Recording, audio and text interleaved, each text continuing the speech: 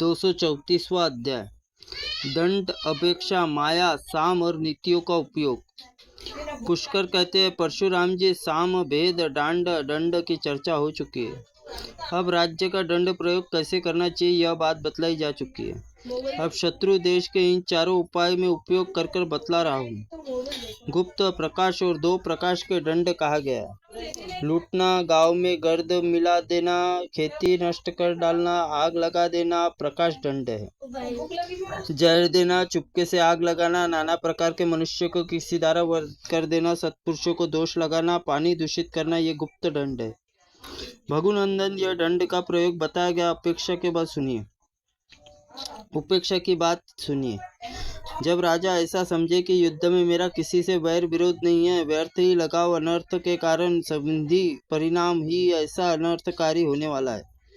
साम का प्रयोग यहाँ किया गया तो किंतु लाभ न हुआ। दान की नीति से केवल धन का क्षय होगा। भेद और दंड संबंध कोई लाभ नहीं। उस दशा में उपेक्षा का आश्रय लेकर अर्थात संधि विग्रह अलग हो जाए। जब ऐसा जान पड़े कि अमुक व्यक्ति शत्रु हो जाने पर भी मेरी हानि नहीं कर सकता, तो इस समय कुछ नहीं बिगाड़ सकता, उसकी उपेक्षा की जाए। अवस्था, राजा उचित और अपने शत्रु को अवज्ञा से ही उपहत करे। जब मायामय कपटपूर्ण उपायों से वर्ण करूंगा तो राजा के झूठे उत्पादकों से प्रदर्शन शत्रु को उद्वेग में डालकर शत्रु छावनी रहने वाले स्थूल पक्षी पकड़कर उसकी पूंछ जलाता हुआ लूक बांध दे तो वो लूक बहुत बड़ा होना चाहिए, उसे बांधकर पक्षी उड़ा दे। इस प्रकार यह दिखाए कि शत्रु छावनी पर उल्कापात हो रहा है। इसी प्रकार बहुत से उत्पात दिखाने चाहिए। भांति भांति माया प्रकट करने वाले मदारियों को भेजकर उनके शत्रुओं के उद्रेक करे। ज्योतिष तपस्वी से जाकर शत्रु कहे, तुम्हारे नाश का योग आया हो।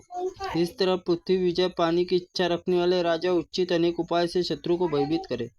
शत्रु को यह प्रकट करा दे कि मुझ पर देवताओं की कृपा है, मुझे अपने वरदान मिल चुका है। यह युद्ध छिड़ जाए तो अपने सैनिकों से कहे, वीरों, निर्भय होकर प्रहार करो, मेरे मित्रों की सेना आ पहुंची। अब शत्रु के पांव उखड़ गए, वे भाग रहे। यो कहकर गर्जना किलकारियां भरते योद्धाओं से मेरा शत्रु मारा गया। देवताओं के आदेश पर बुद्धि प्राप्त हुई, कवच के आदि सुसज्जित होकर युद्ध में पदार्पण करे। इस इंद्रजाल विषय में कहता है कि राजा समय अनुसार इंद्र माया के प्रदर्शन करे।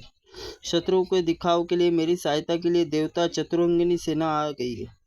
फिर शत्रु सेना रक्त वर्षा करे और माया द्वारा प्रयत्न करे कि महल ऊपर शत्रुओं के कटे मस्तक दिखा दे।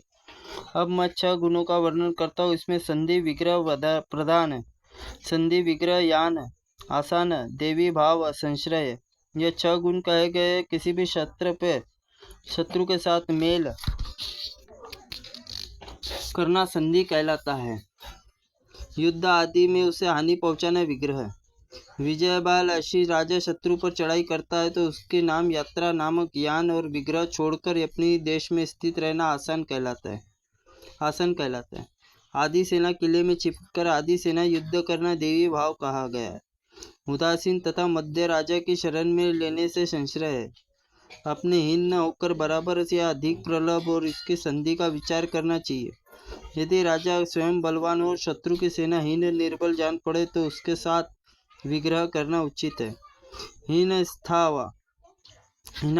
में परिनिग्रह विशुद्ध स्वभाव से हो तो बलिष्ठ राजा भी आश्रय लेना चाहिए। यदि युद्ध के लिए यात्रा न कर बैठे भी राजा अपने शत्रु का कार्य का नाश करे तो वही पर्ष्यग्रह स्वभाव शुद्ध न होने पर भी वह विग्रह ठान कर चुपचाप बैठा रहे। अथा पर्ष्यग्रह का स्वभाव की शुद्ध होने पर भी देविश भाव से नीति आश्रय ले निसंदेह बलवान राजा विग्रह शिकार हो जाए, उसके लिए संश्रय नीति का अवलंबन उचित माना गया। यह संश्रय साम और सभी गुणों के अधम में संश्रय योग अवस्था में पड़े हुए राजा युद्ध की यात्रा करे तो धन नाश करने वाली बताई गई है। किसी शरण में लेने के पीछे अधिक लाभ संभावना हो तो राजा संश्रय अवलंबन करे। इस प्रकार शक्ति का नाश हो जाने पर दूसरे की शरण लेनी चाहिए। इस प्रकार आदि महाअग्नि पुराण में षाढ़ गुण्यों का वर्णन नामक 234वां अध्याय संपूर्ण हुआ। त्रुटिपूर्ण वाक्य के लिए भगवंत आप हमें क्षमा करें। हम आपसे क्षमा प्रार्थनीय हैं।